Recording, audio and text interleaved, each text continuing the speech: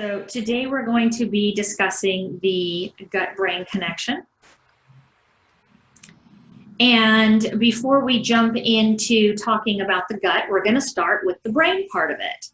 And I want to introduce you to neurotransmitters. So what are neurotransmitters? Neurotransmitters are the brain chemicals that are in the brain that communicate information throughout our brain.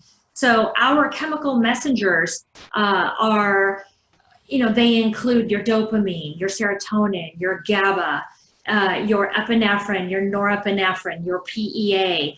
And if any of these neurotransmitters are out of balance, either too high or too low, they can give us all kinds of neurological symptoms, manifesting from, depression to anxiety to mind racing, issues sleeping. They can change our appetite. They can affect our metabolism. They can cause even problems with thyroid function. And so it's really important to not only be able to understand what the neurotransmitters do and be able to test for what are the levels of the neurotransmitters. Are they within range? Are they too high? Are they too low? But we need to understand what's causing them to be out of balance in the instances that they are indeed out of balance, causing us to have symptoms. I've given you a couple of examples right here. So we have, for example, we have dopamine. A lot of people automatically assume that if they're having a problem with their brain chemistry, that, oh, my serotonin must be too low. Or, oh, my doctor thinks that maybe now it's my dopamine because the SSRIs that I took to help me with my serotonin were not working. So my doctor put me on a different one to help me with my dopamine or my norepi. Well, most of the time, unfortunately, they are just guessing because they haven't looked at actual testing to determine that. But one of the misconceptions that we learn from our doctors is that it's always that it's too low. Well, you can in fact have really bad symptoms if your neurotransmitters get too high. So really good examples here are dopamine. When it's too high, which can happen, you can have issues like poor intestinal function, developmental delays that you will see in children, attention issues, like really bad focus issues, mind racing, coordination issues, and other things that I didn't write because I could fill up a whole page with that. Too low, you can have impulsivity, movement disorders, sleep issues. You can actually have overlapping issues whether the dopamine is too high or too low. We have seen a lot of patterns of impulsivity when dopamine is too high as well as when it's too low. The other example that I put here for you is serotonin. And that one you're probably very familiar with. If it's too low, yes, of course we can have issues with depression, sleep issues, appetite issues, headaches, hot flashes, and increased anxiety. But you can also have some of those same symptoms when your serotonin levels get too high. So what does brain chemistry and gut have to do with each other? The signaling for our nutrients actually happens from our brain chemistry.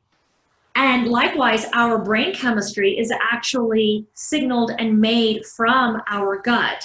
And so there's a super, super tight connection between the gut and the brain.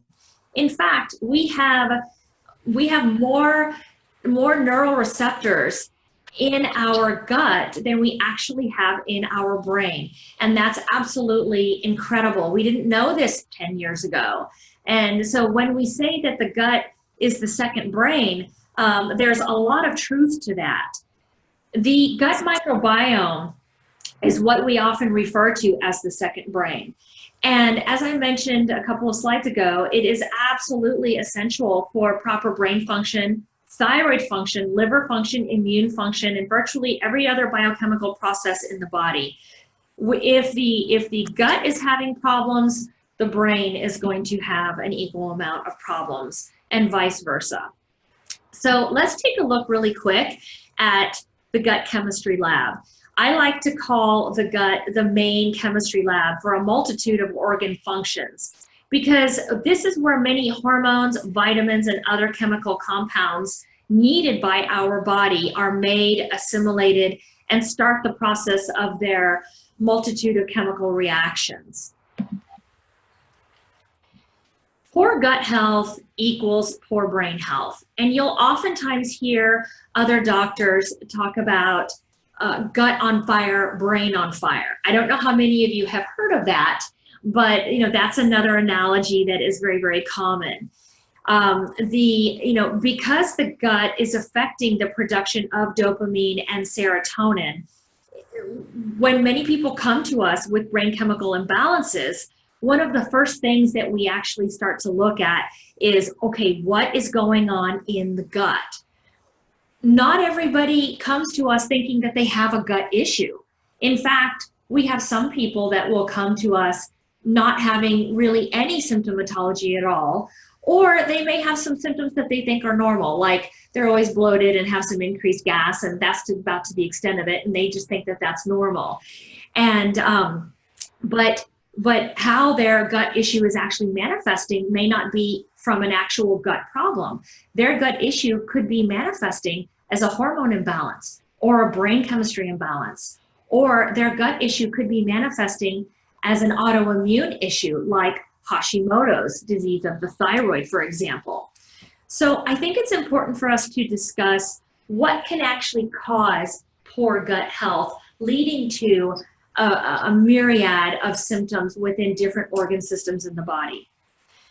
There are many, many things that we come into contact with every single day of our lives that contribute to the necessity for us to not only repair our gut, but to have high maintenance schedules for our guts for the rest of our lives thereafter. So if we look at things like pharmaceutical drugs, including antibiotics, psychotropic drugs, and corticosteroids, for example, those really cause a lot of deterioration of proper gut function, and they completely demise a healthy gut microbiome. Genetic mutations can also add to the complicating factors of keeping a gut healthy. The good news, however, is that once we identify what these mutations are, if we see through adjunct lab testing that those mutations are indeed mal-expressing themselves and causing problems, the good news is that we know how to get in through the side door, and we can get those genetic engines running properly again. Many of the foods that we eat can also contribute to gut issues. If you take a healthy gut and you ask, well, what foods could actually contribute to causing leaky gut and a breakdown in the gut biome, those would be foods that are conventional foods. Conventional foods are foods that are heavily sprayed with pesticides. They also include genetically modified foods. And our conventional foods are also filled oftentimes with hormones and other chemicals in them that contribute to a lot of issues, not just with our gut, but systemically within our body. There are a lot of hormone disruptors in our foods when they are not organic. If you already have an issue with your gut and you've already spiraled into some sort of a gut issue, eating organic foods alone is not always enough. For example, when we are repairing the gut and healing the gut, we stay off of certain foods like nightshades. Nightshades are awesome foods, but if you have road rash in your gut, you don't want to put something in the gut that's going to irritate it even more. If you have a healthy gut, eat the nightshades. If you don't have a healthy gut, then we modify the diet until we get the gut healed. So nightshades nightshades are a great example of that, as are nuts and seeds. Fluoride is another huge contributing issue, not only to deterioration of the gut microbiome, but fluoride also causes issues with thyroid hormone conversion and the production of your brain chemicals, in particular dopamine and serotonin. And fluoride also contributes to about 75 other different issues with chemical reactions in the body. And let me explain to you how that happens. Fluoride is very similar in chemical composition to selenium. And when fluoride enters the body, it will actually block selenium receptor sites in the body. Now, remember that selenium is required for about 79 different chemical reactions in your body. But when you have introduced fluoride into the body, it will bind to the receptor sites of the cell and not allow the selenium to get into the cell so that the body can have that ingredient that it needs for all of these various chemical reactions. And we're exposed to fluoride on the daily, where most of our public water drinking systems are contaminated because they are fortified with fluoride, and they are also contaminated with a lot of other pollutants and toxins as well. I have a great article on water in our website. If you want to go to our blog section and take a look at our articles, you can find it there, and you can read more about our water contamination and why we need to drink purified water. We also have fluoride exposure through our toothpaste, and there's some great toothpaste out there that are fluoride free. They're not all as gross as they were 5 or 10 years ago. There are actually some good ones out there now. And just as a side note, fluoride does not prevent cavities. And that's a whole nother topic. We can always get into that later. But if you really want to help prevent cavities, you need to have a healthy gut microbiome. If you have a healthy gut microbiome, you're not going to have a lot of issues with cavities and tooth decay. And we already touched on the poor drinking water.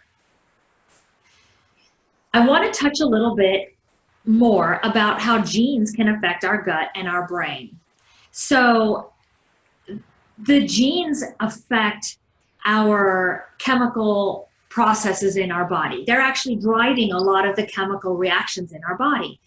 And we do have certain genes that we can look at whenever we're having problems in our body so that we can determine if the genes might be adding one more complicating factor. The good news is that if we find mutations in these genes, like I mentioned earlier, we know how to go in through the side door, so to speak, and we can fix the problem. You can't fix the gene, but you can fix and change the expression of the gene through changing your environment, your thought patterns, and your nutrition. Those three things are known to cause genetic expression or change in genetic expression. Oh, the other thing too is breathing patterns. And as you notice in our high tier programs, we include all of those components for our people who have really been struggling with their health. A couple of examples of genes that we often look at whenever we're working with our clients are a subset of genes called methylation genes. Many of you have heard of the MTHFR gene, but many of you don't know, or many people are not aware, that there are about 15 different methylation genes that we want to look at, not just the MTHFR gene. If you have a mutation in the methylation genes, we usually will see patterns of that in your blood work by looking at homocysteine levels that will be typically too high or on occasion too low. We can also look at other biomarkers that can be indicators for us, like different biomarkers that are commonly found in the CBC portion of the blood work, like your mean corpuscular volume or your MCV, looking at hemoglobin and hematocrit levels. Those are also can be some indicators for us. And sometimes we also see in certain cases, we can also see that liver enzymes are not optimal. And if we put all the pieces of the puzzle together, we can see that that it's most likely because they're not methylating, and then we can confirm that by looking at the lab test. Your methylation genes are a super important subgroup of genes because your methylation genes drive over 250 different chemical reactions in your body, including your dopamine and serotonin production.